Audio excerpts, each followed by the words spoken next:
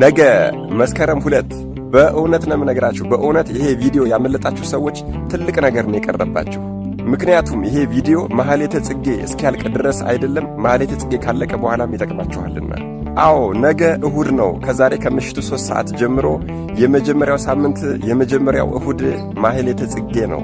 እስኪ ወደ ዋናው ጉዳይ ከመግባቴ በፊት ከዚህ ሳምንት የማህሌተ ጽጌ ምስጋና፣ ከዚህ ሳምንት የማህሌተ ጽጌ መዝሙር በእኔ ሐሳብ እጅግ በጣም ደስ ይላሉ ብዬ ያሰብኳቸውን አንድ ሁለቱን ላሰማችሁ።